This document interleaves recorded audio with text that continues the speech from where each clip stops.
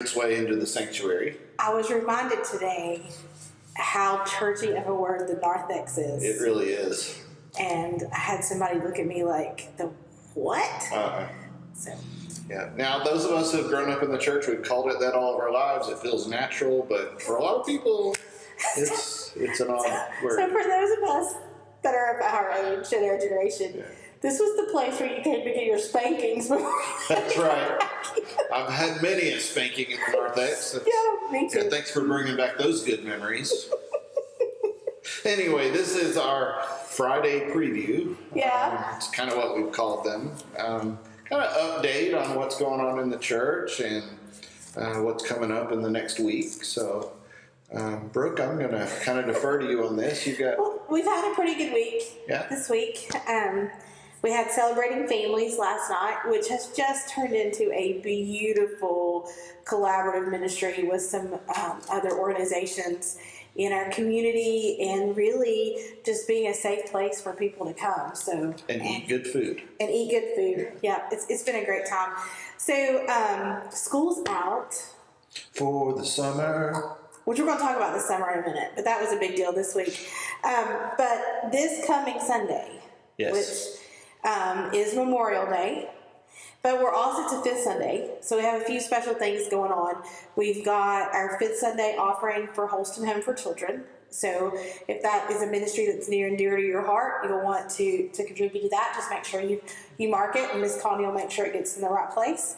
But we're doing a Fifth Sunday hymn sing. Yeah.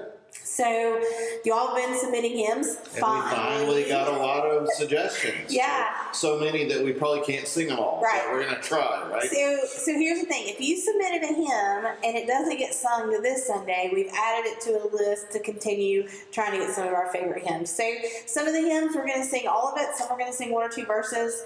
But yeah, so I'm excited about the list. I find myself singing some of them over and over again. So that's exciting.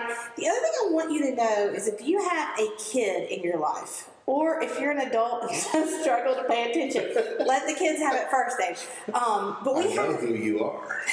We have these nifty worship kits over here before you go into the sanctuary. So to the left of the sanctuary doors.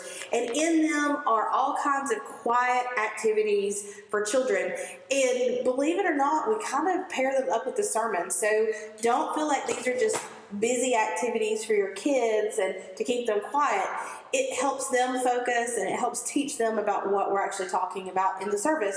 So we line those up with Aaron's sermon or other things that are going on. So Pentecost is coming up in a few weeks, and I've been working on those bags, and there'll be Pentecost activities.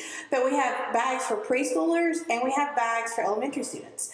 So grab a bag that pertains to your child or whatever level you want, and we just ask that you return the bags with the pens and the markers in them at the end of the service. And if you want me to display your work, kiddos, make sure that you give that to me, and I'll put it up somewhere. Great.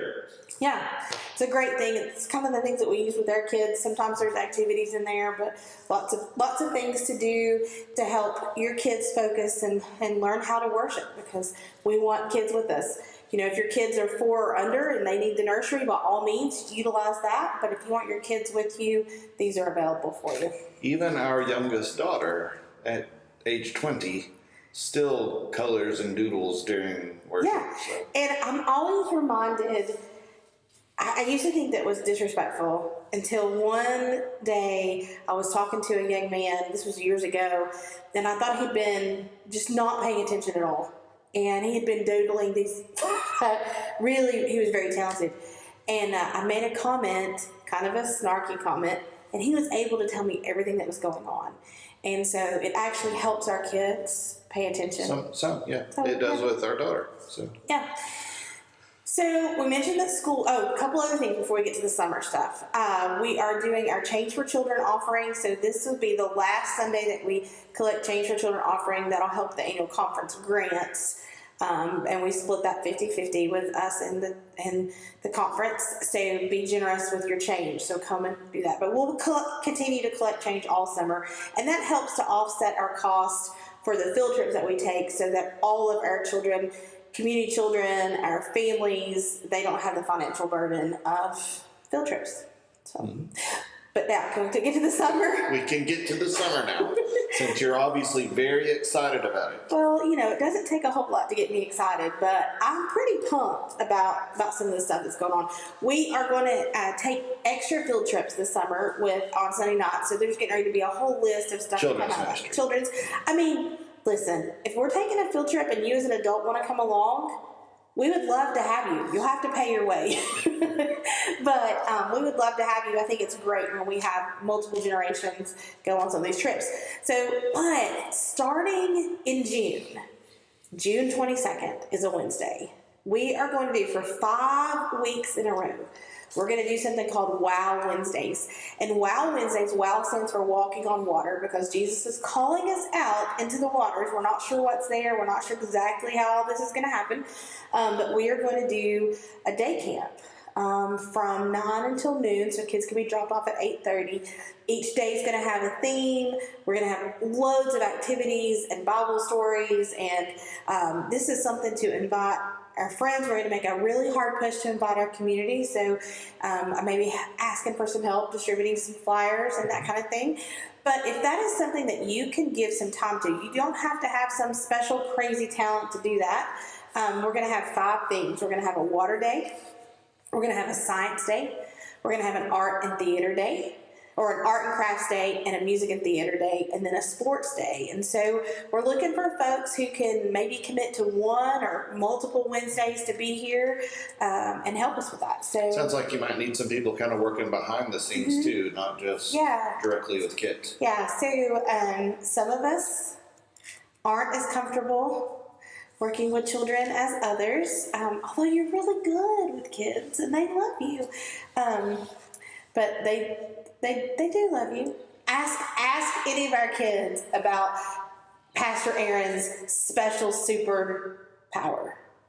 Yeah. They'll let you know. Anyway, so there's all kinds of things to do for that. And then hopefully in July, we're going to do a movie series where we're going to get together as a church in an evening and have popcorn and snacks and watch some movies. So we're thinking about doing the Chronicles of Narnia series. So working on that. Looking forward to it. Yeah, and there's going to be some other field trip options there. We had some of the Otters, which is a semi-pro soccer team, move in down the street from the church, and so we've gotten to know them a little bit. So looks like maybe we're going to take the bus to an Otter soccer game. So if you've never been to a soccer game, now's your chance to go and learn about soccer, so it makes more sense. There you go. So yeah, I'm just excited. Summer's a fun time and looking forward to it. What do you have for us?